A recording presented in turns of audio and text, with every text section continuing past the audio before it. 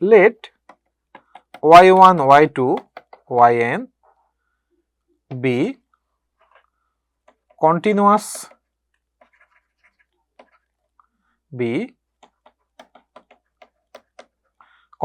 random variables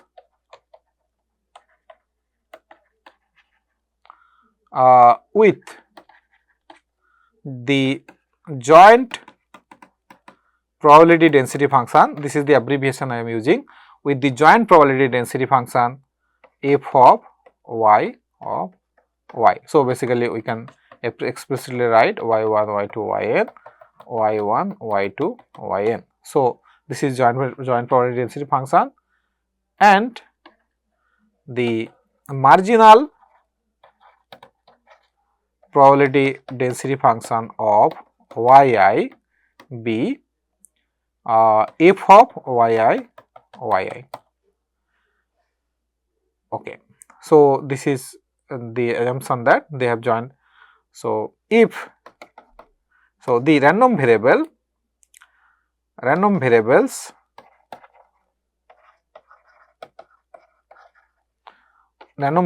y1, y2, yn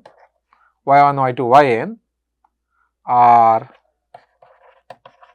said to be independent random variables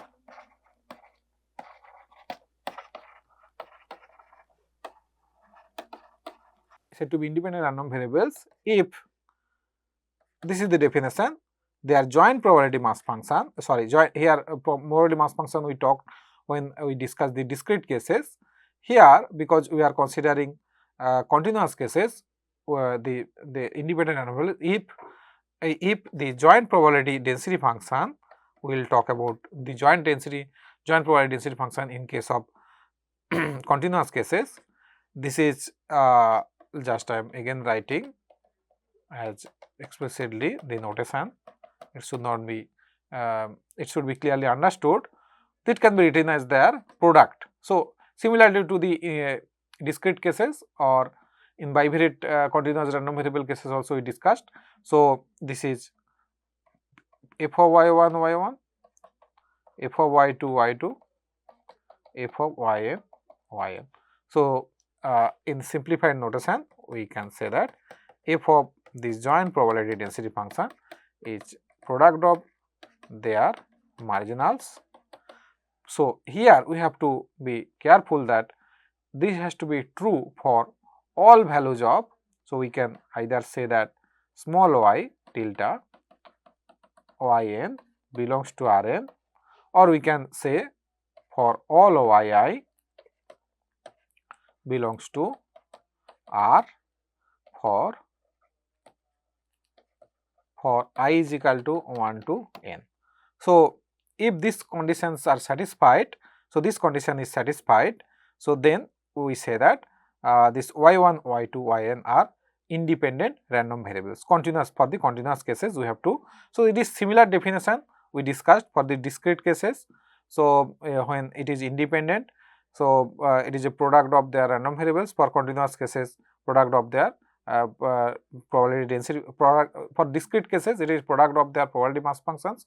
Joint probability mass functions can be represented by the product of their marginal probability mass function. For continuous cases, this joint probability density function can be represented by the product of their marginal probability density functions whenever they are independent.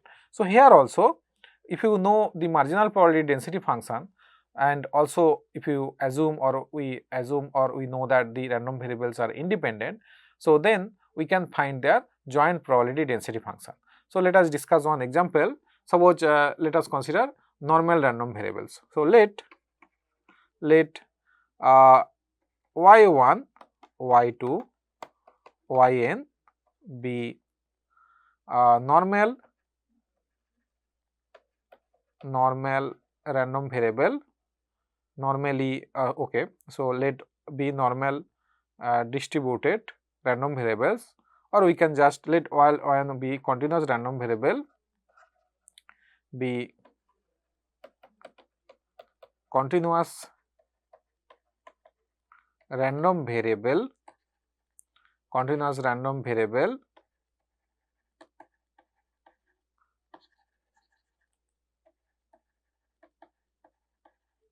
with each yi has some normal distribution, mean mu y, variance sigma square. So note that we denote normal distribution like this. We discussed this normal distribution mean mu y, variance sigma square. So for simplicity, let us assume that sigma square is suppose 1. For let us consider it is like this. So for simplicity only, sigma square also we can take any values. So now because here also mu y we are considering, if you consider same mu like 1 some value, so it will be identically distributed random variable.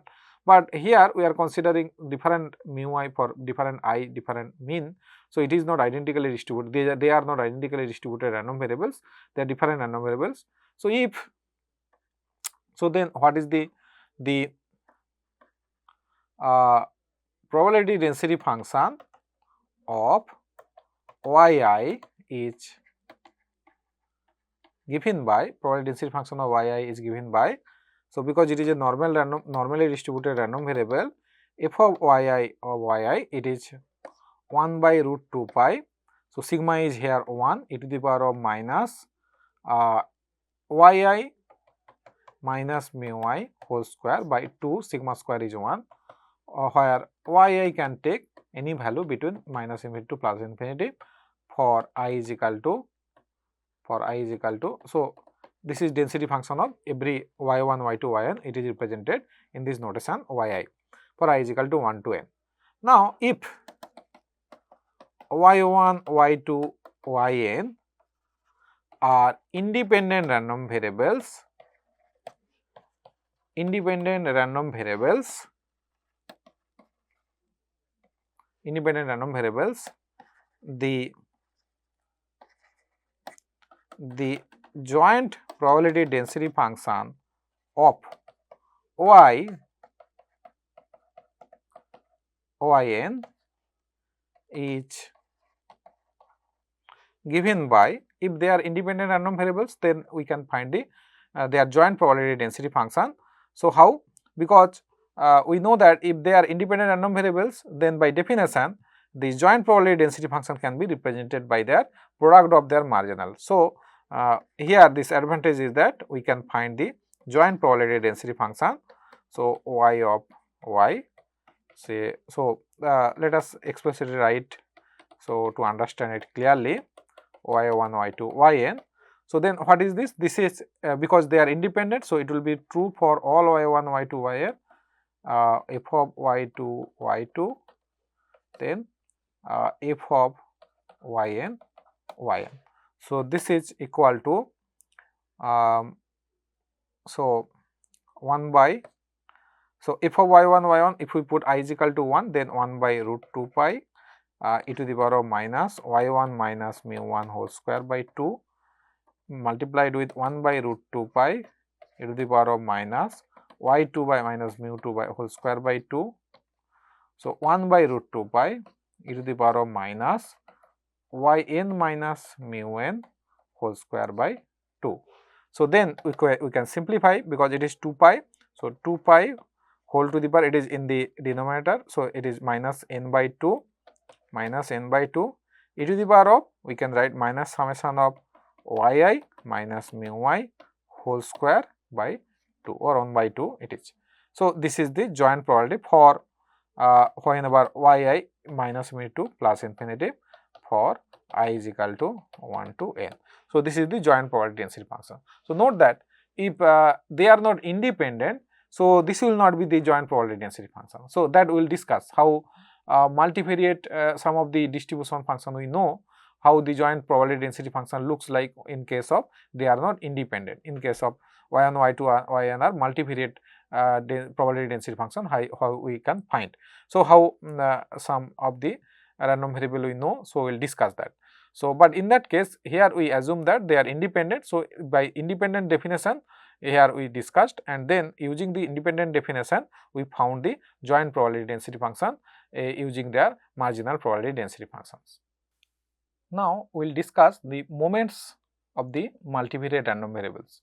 So we have already discussed for bivariate cases, it is very straightforward extension from the bivariate to the multivariate cases for the moments.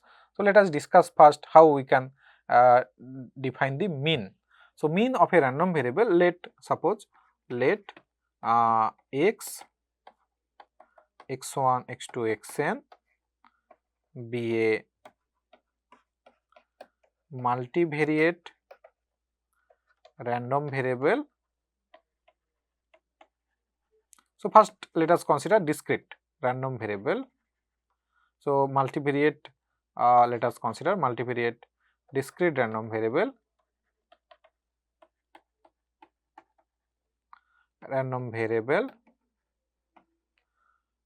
with the joint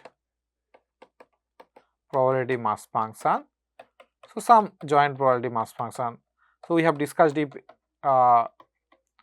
they are independent, it can be found using their marginals, but if it is not independent, we have to know the joint probability mass function. Let us assume if in general cases p x1 x2 xn be the joint probability mass function. Now with the joint probability mass function that is given here. Now what will be the mean? So in general case, let us consider let y is a random variable, it is a function x1 x2 xn. So where g is a function from Rn to R. So any function you can consider Rn to Rm in general cases, but here for simplicity let us consider this is a transformation of random variable. We will discuss in this next chapter the transformation of random variable some of the next weeks. So here it is like a function of random variable we discussed. So how we can find using expected values of y, how we can find using the joint probability mass function of x1 x2 xn. So expected value of y, expected value of g x1 x2 xn, it is the definition is that it will be sum of all the possible values it can take g x1 x2 xn with their probability. So let us write here. So this is sum of all the possible values. Suppose sum of this is xn, xn minus 1, x1, this g x1 x2 xn, this value can take with the probability x1 x2 xn, x1 x2 xn. So these are the sum of the all possible values of that x1 can take, x2 can take, like that, and then what is the values of g x1 x2 xn multiplied with their probability. So this is the general definition. Now we can use the general definition to find all other like moments. So suppose we are finding the first order moments. So the mean of, suppose let us find mean of yi is given by, so we denote by notation suppose mu I. So mu I high, so it is the ith random variable expected values of xi. So here whenever we are writing expected value of xi, so that means you are considering your g x1 x2 xn function is nothing but xi. So if you put this g x1 x2 xn equal to xi here in this general formula, so then you can find the expected value of xi. So that's why this general we have written. So this will be nothing but this will be summation all values of xn, all possible values of xn minus 1, x1. So g of x1 x2 xn, what is this? This value it is nothing but the xi only, the ith value, and this is not probability of x1 x2 xn, x1 x2 xn. So this will be. Now if you just separate out the ith value and suppose we because xi is not dependent of other values x1 xn minus 1 xn, so then we just take the sum outside xi ith value. So here it is a problem is that, so this is actually we can take xi is a variable here, and then it is actually taking this value of some in this range of rxi actually, and then it is xi, and then take the sum of other value. So then sum of xn, sum of xn minus 1. So basically xi can be also xn, in that case we will not take sum of this, just it is a generally we are writing, and the other, so here actually that's why we should write in this way. So this is xi minus 1, xi plus 1, because ith variable we are not taking the sum here, and then x1, this x1 x2 xn x1, x2, xn. So remember that what is this value? So we are taking the sum of this joint probability mass function of all the variables except xi. So in that case, you can remember that we will get a marginal probability mass function. So marginal probability mass function of which random variable?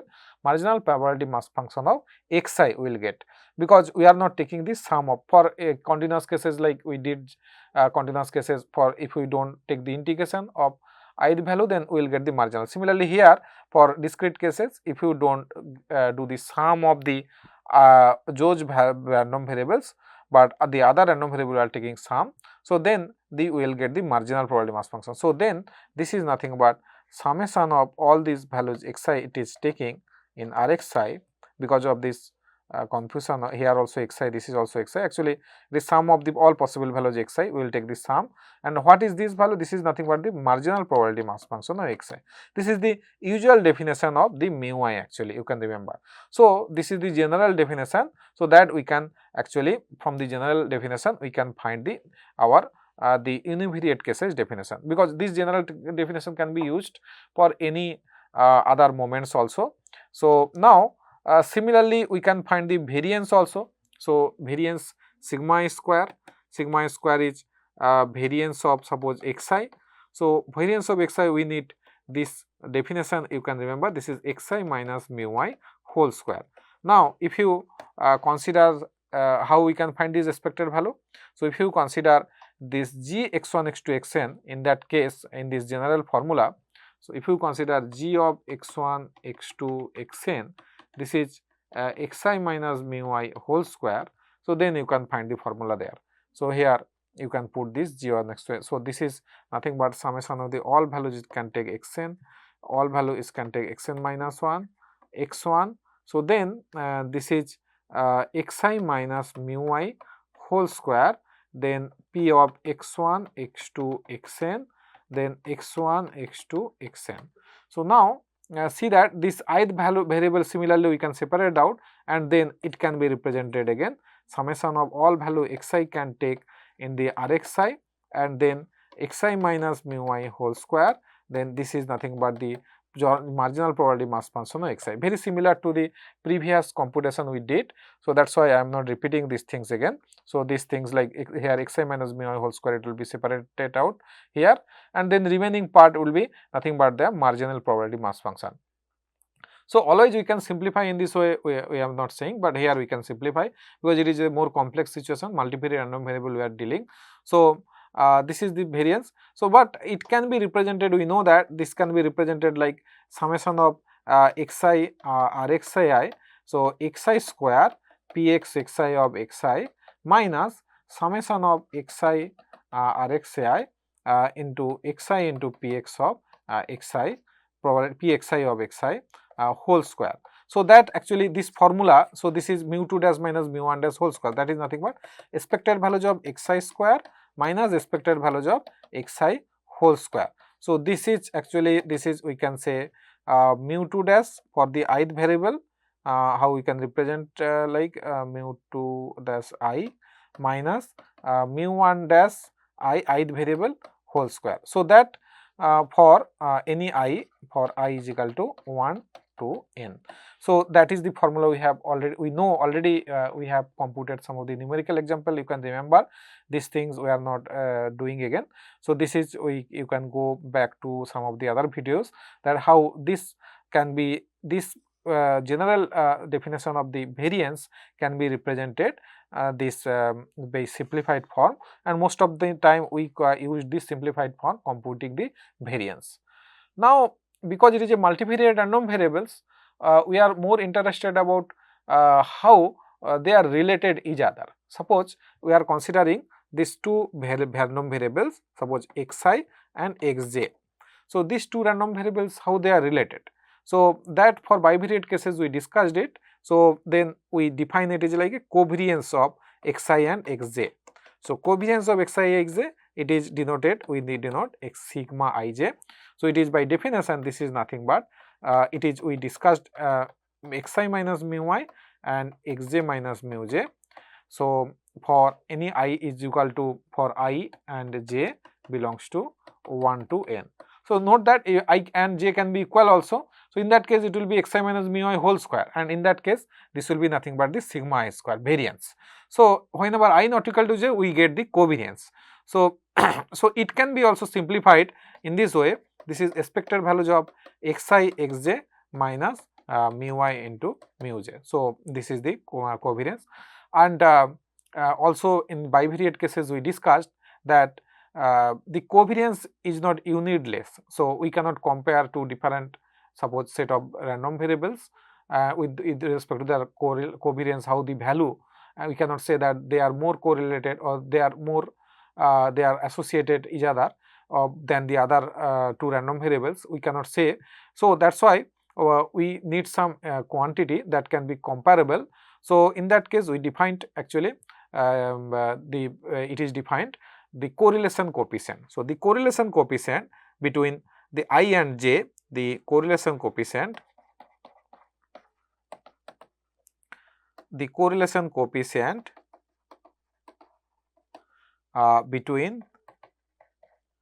xi and xj is defined by so we can denote by sigma rho ij between, that is one correlation between xi and xj. So it is defined by covariance between xi and xj by variance of xi and root over of variance of xj. So if they are like sum of the any units, so it is actually become unitless because we are dividing also. So then this is simplified notation. Covariance of xi is nothing but sigma ij, and this is root over of sigma I and root over of sigma ij.